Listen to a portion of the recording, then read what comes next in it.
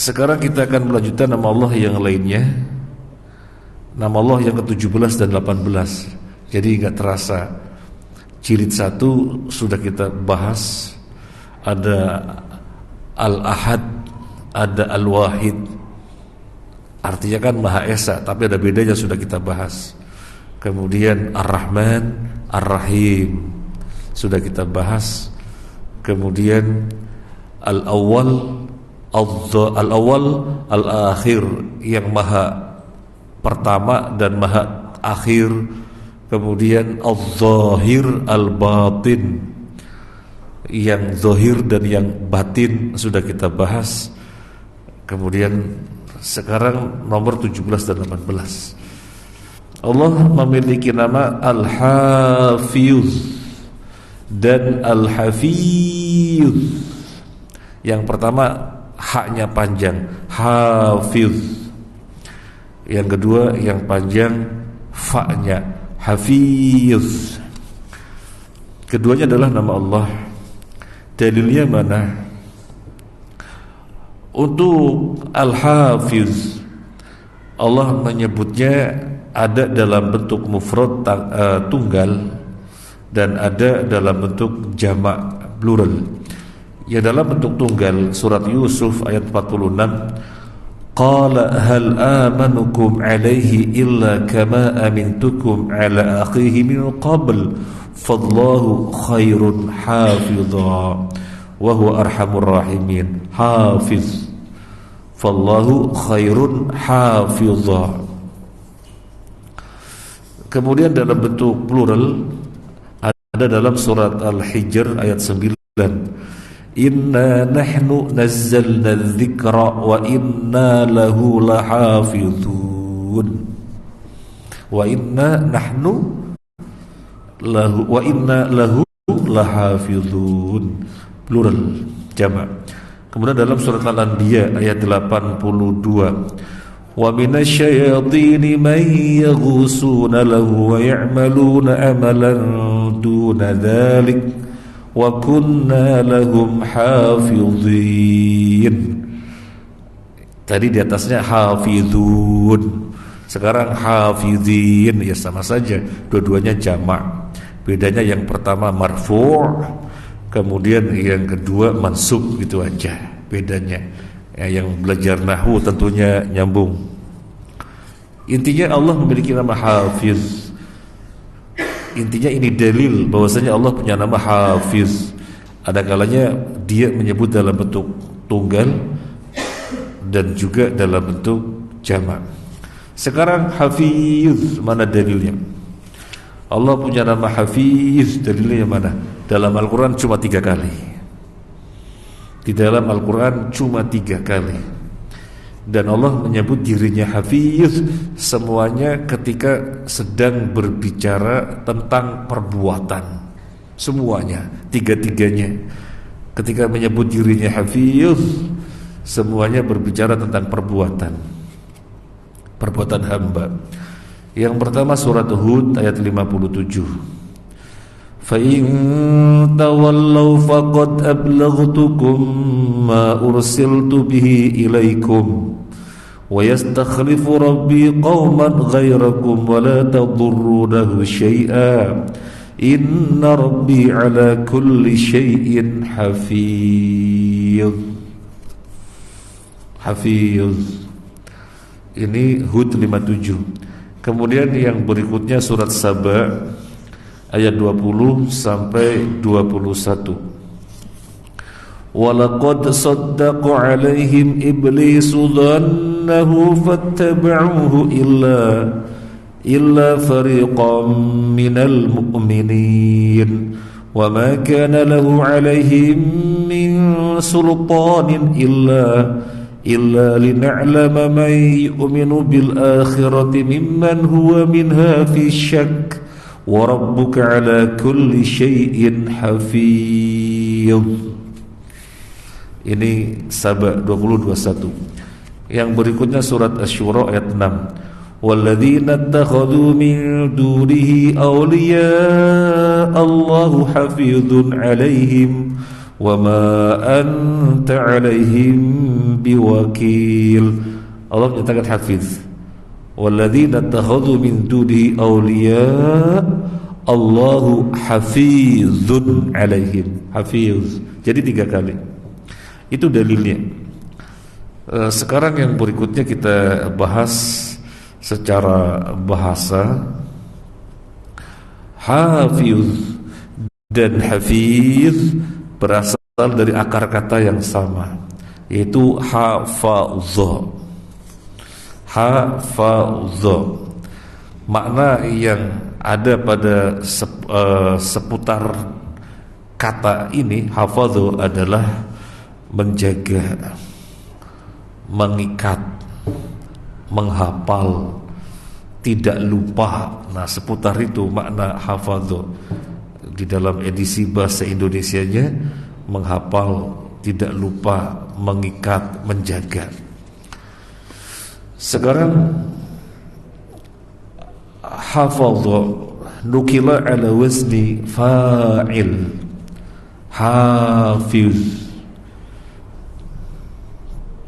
Adapun hafiz, hafadha nukila ala wazni fa'il, maka menjadi hafiz. Hafiz di sini sebagai sighah mubalaghah dari hafiz. Hafiz di sini sighah mubalaghah, bentuk kata yang maknanya lebih mencakup, lebih mendalam, lebih maksimal, lebih ditegaskan, ditekankan. Itu sighah mubalaghah kayak tadi dalam bahasa Jawa, aduh, waduh, enak, enak gitu ya. Nah, jadi hafiz itu sighah mubalaghahnya. Sighah mubalaghah dari hafiz. Nah, setelah jelas sisi bahasa, sekarang kita akan berbicara al-hafiz dan al-hafiz sebagai nama Allah. Allah al-hafiz artinya Allah zat yang menjaga makhluknya. Allah zat yang menjaga makhluknya. Penjagaan Allah terhadap makhluk meliputi 2 perkara. Yang pertama, Allah menjaga makhluk agar tidak lenyap, agar tidak binasa, agar tidak sirna. Allah jaga. Makanya langit, Allah menyatakan dirinya Allah jaga biar tidak sampai jatuh menimpa bumi. Allah nyatakan demikian karena Dia Al-Hafiz. Di dalam surat Al-Hajj ayat 65 Allah berfirman, alam taro annallaha sakhara lakum ma fil ardi, alam taro annallaha sakhara lakum ma fil ardi wal fulka tajri fil bahri bi amri wa yumsikus samaa an taqa'a 'alal ard. Allah menjaga langit biar tidak jatuh menimpa bumi, sehingga kehidupan tetap berlangsung, tidak lenyap, tidak sirna. Termasuk Allah nyatakan wasyamsu tajri li mustaqarril laha, matahari berjalan pada garis edarnya, maka demikian setiap hari berjalan. Demikian juga bulan berjalan melalui 28 pos, 28 manzilah, sehingga menghasilkan disiplin ilmu tersendiri, ilmu astronomi, ilmu hisab, ilmu falak. Huwallazi ja'ala asy-syamsa diya'an wal qamara nura wa qaddarahu manazila lita'lamu 'adada as-sinina wal hisab. Allah yang menciptakan matahari sebagai sinar dan menciptakan bulan sebagai nur cahaya, dan agar kalian bisa mengetahui bilangan dalam 1 tahun. Jadi dihitung perjalanannya. Allah jaga, makanya bisa sangat teratur perjalanan tata surya. Allah Al-Hafiz.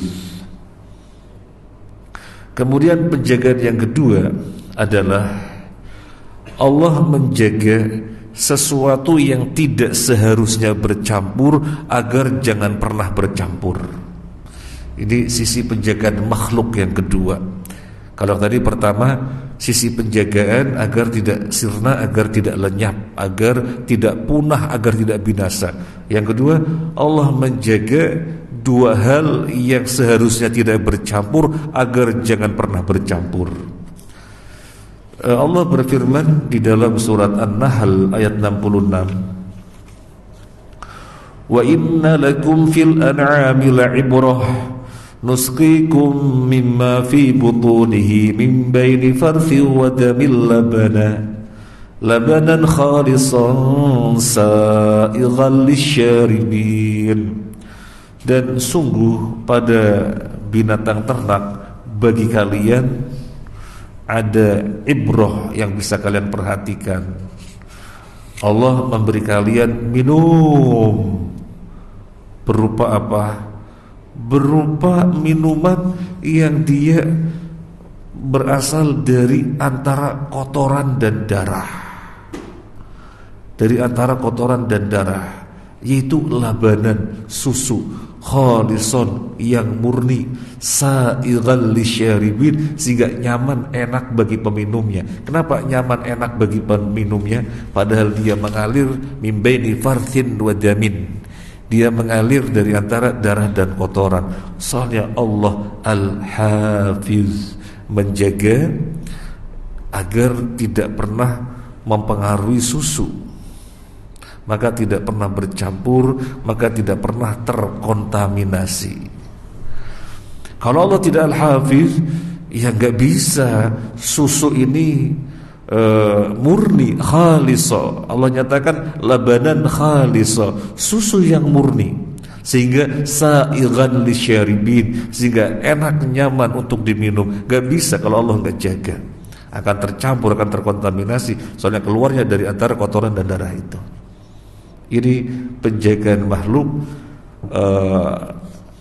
sesuatu yang seharusnya tidak tercampur agar tidak pernah tercampur.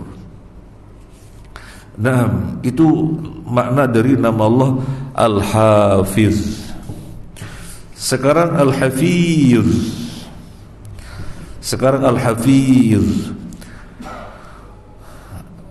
Dia sighah mubalaghah dari hafiz, artinya bentuk kata yang maknanya lebih dalam, lebih mencakup, lebih maksimal, lebih ditegaskan.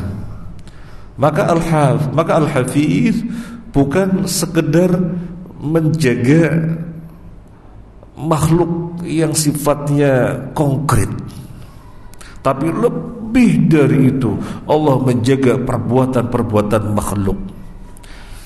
Dan di dalam Al-Quran yang tadi sudah kita bacakan ayatnya, Allah menyebut dirinya Hafiz, semuanya terkait dengan perbuatan hamba. Maka ini lebih mendalam lagi, bukan sekedar menjaga sesuatu sifatnya konkret, tetapi menjaga sesuatu sifatnya abstrak. Coba kita baca artinya ya, 3 ayat yang di situ Allah menyebut dirinya Hafiz. Yang pertama tadi surat Hud ayat 57. Jika kalian berpaling, sungguh aku telah menyampaikan kepadamu apa yang menjadi tugasku sebagai Rasul kalian, dan Tuhanku akan mengganti kalian dengan kaum yang lain, sedangkan kalian tidak dapat mendatangkan mudarat kepadanya sedikit pun. Sungguh Tuhanku maha menjaga segala sesuatu. Ini kan tentang Nabi Hud. Nabi Hud ketika berdakwah kepada kaumnya rewel, kaumnya ngeyel, menentang dan seterusnya. Maka Nabi Hud mengatakan begitu, kalau kalian tidak mau urusan kalian, aku menyampaikan risalah dari Tuhanku. Dan bisa saja Allah lenyapkan kalian dan Allah ganti orang-orang yang baik. Allah maha menjaga perbuatan baik. Allah ganti orang-orang yang baik, yang soleh, bukan yang durhaka seperti kalian. Terkait dengan perbuatan. dan Allah menyatakan dirinya Hafiz. Kemudian yang kedua surat Saba ayat 20 sampai 21, dan sungguh iblis telah dapat meyakinkan terhadap mereka kebenaran sangkaannya, lalu mereka mengikutinya kecuali sebagian dari orang-orang mukmin, dan tidak ada kekuasaan iblis terhadap manusia melainkan hanya agar kami dapat membedakan siapa yang beriman kepada adanya akhirat dan siapa yang ragu-ragu tentang akhirat. Allah Hafiz, menjaga. Iblis profesinya itu mengganggu, menggoda, dan pakar betul itu iblis. Sekarang orang perjalanannya studi berapa tahun, jadi pakar itu, jadi profesor berapa tahun, kuliah misalnya 4 tahun, S2 mungkin 2 tahun, S3 berapa tahun, jadi profesor berapa tahun tuh jadi pakar, ahli dalam bidang apa. Lah iblis bukan ditanya berapa tahun, sejak Nabi Adam sampai sekarang berapa tahun, ya pakar banget di dalam dunia menggoda, sehingga berat menghadapi iblis. Tapi Allah jaga orang-orang sehingga tidak terkena tipuan sangkaan yang dihembuskan oleh iblis. Allah Hafiz. Jadi terkait dengan perbuatan. Kemudian kita lihat surat Asy-Syura ayat 6. Dan orang-orang yang mengambil pelindung-pelindung selain Allah, Allah lah yang menjaga perbuatan mereka. Kok mereka mengambil pelindung-pelindung selain Allah, padahal Allah lah yang menjaga perbuatan mereka. Di sini Allah menyatakan Hafiz. 3 ayat saja di dalam Al-Quran yang menyebutkan Allah Hafiz, dan semuanya berkaitan dengan perbuatan. Nah, jadi apa makna Al-Hafiz? Maknanya adalah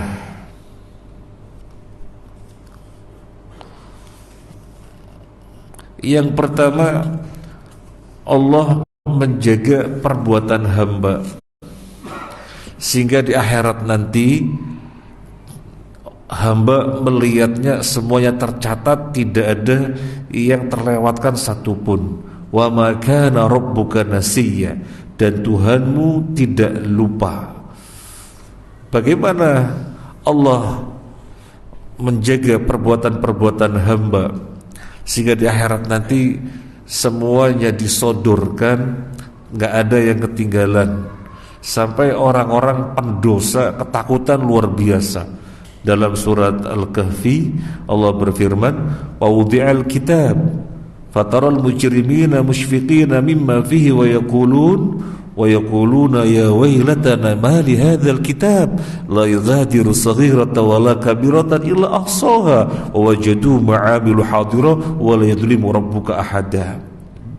Jadi nanti orang-orang pendosa ketika di akhirat melihat catatannya, takutnya luar biasa dan mengatakan, celaka kami, buku macam apa ini, semuanya merekam lengkap, tidak ada yang ketinggalan. Jangankan yang besar, yang kecil-kecil semuanya lengkap di situ, ditersingkap semuanya.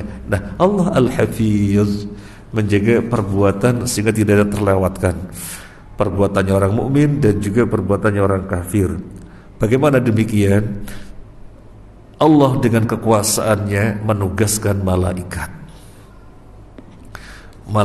dan itu untuk menjadi hujjah, untuk menjadi hujjah. Tanpa Allah mengirim malaikat, apa yang hamba lakukan sudah Allah ketahui dan sudah Allah catat di Lauhul Mahfuz 50.000 tahun sebelum cipta langit dan bumi. Tetapi meskipun demikian, Allah kirim malaikat yang menjaga perbuatan kita, yang bergantiannya setiap asar dan subuh. Tadi asar, malaikat sudah naik menghadap Allah melaporkan amalan kita dari subuh sampai asar. dari subuh ngapain aja sampai asar. Allah dicatat oleh malaikat, dilaporkan kepada Allah, diganti oleh malaikat yang lain menjaga kita mulai asar tadi sampai subuh. Jadi kita duduk bermajelis ini, insya Allah dicatat bermajelis ilmu. Nanti dilaporkan ketika subuh, diganti oleh malaikat yang lainnya. Setiap hari demikian. Allah berfirman dalam surat Ar-Ra'd ayat 11, lahu mu'aqibatum min baini yadayhi wa min khalfihi yahfazunahu min amrillah. Bagi manusia ada malaikat yang selalu menjaganya, bergiliran di depan dan di belakangnya atas perintah Allah. Maka gak ada yang terlewatkan, dan itu sebagai hujjah. Sekali lagi, tanpa Allah kirim malaikat, Allah sudah tahu, karena Allah memiliki nama Al-Alim dan Al-Khabir, dan Allah memiliki nama Al-Muqaddim.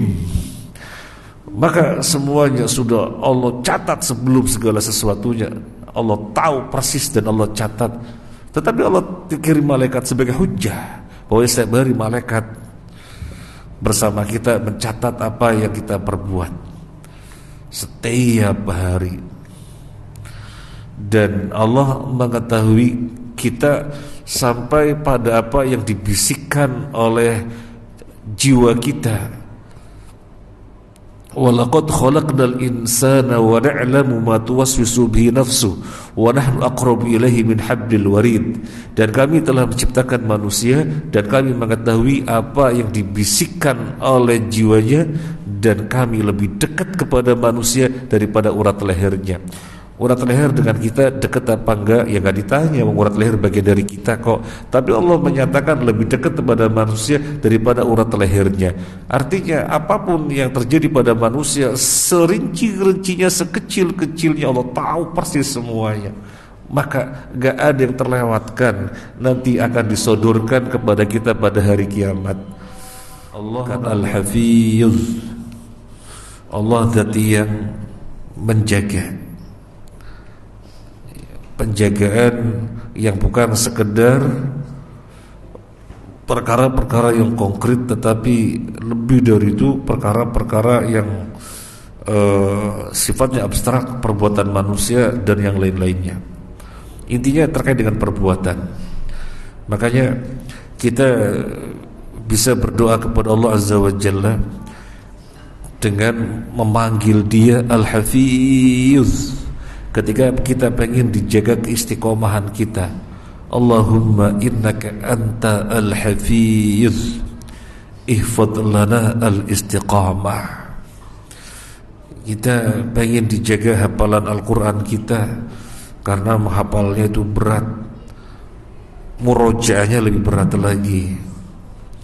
Maka bagus sekali kalau putra-putri kita menghafal Al-Quran. Targetnya bukan target banyak menghafal, targetnya adalah banyak murojaah. Karena murojaah itu lebih susah daripada menghafal. Menghafal bisa saja gampang, dalam sehari bisa berapa halaman, tapi murojaahnya berat.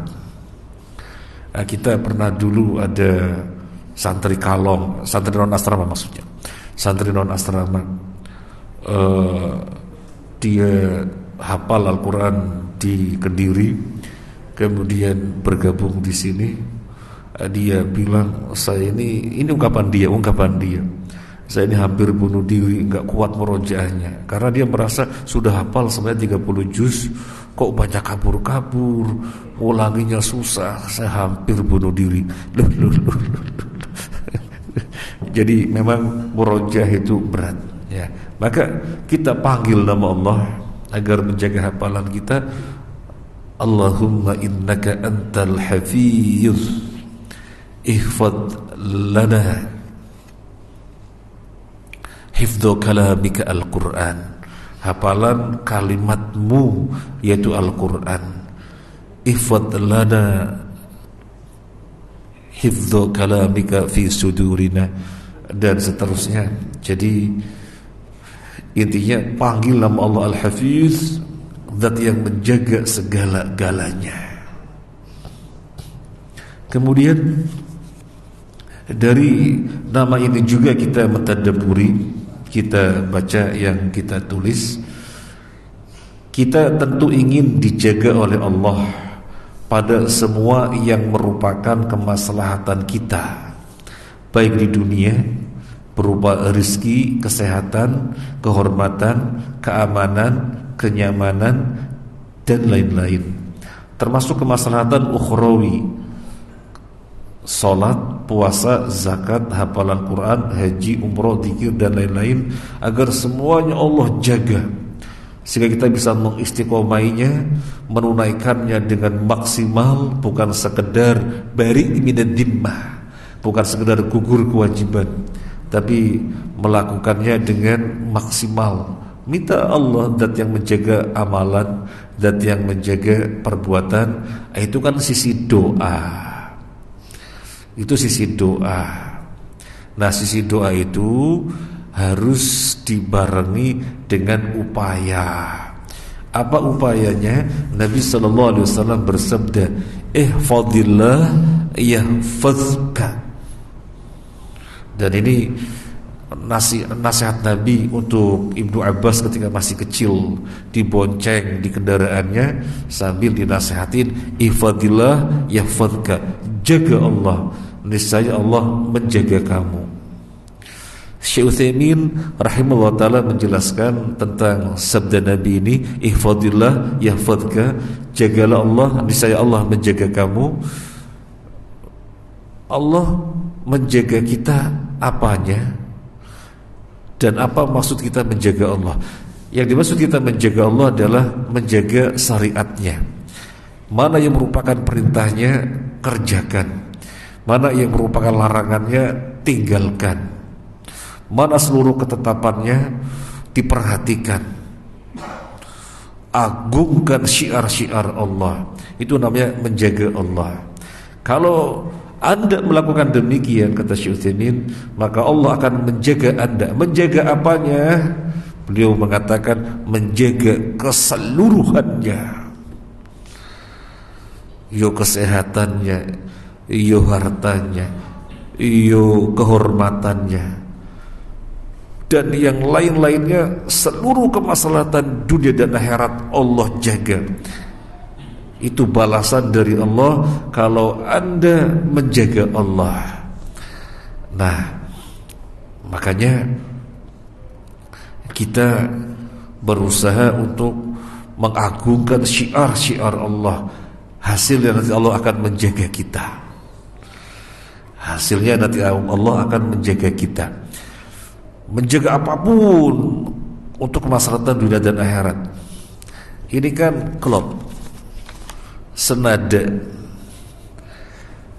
dengan suatu ketika Imam Al-Hasan Al-Basri didatangi oleh seseorang. Dia mengatakan, wahai Imam, berdoalah kepada Allah biar Allah memberiku rezeki harta yang berlimpah. Kamu perbanyak istighfar.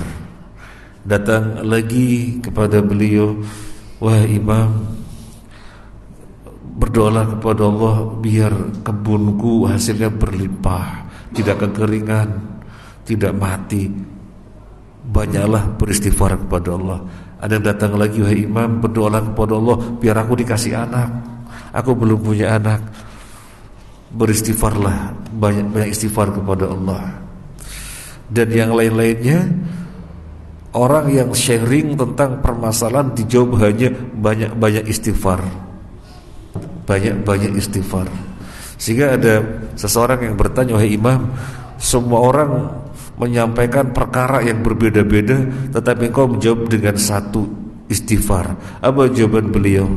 Terus aku harus menjawab apa? Aku gak bisa menjawab apa-apa kecuali apa yang dikatakan oleh Nabi Nuh di dalam Al-Quran. Faqultu astaghfiru rabbakum innahu kana ghaffara yursilis samaa'a 'alaikum midrara wa yumdidkum bi amwalin wa banin wa yaj'al lakum jannati wa yaj'al lakum anhara.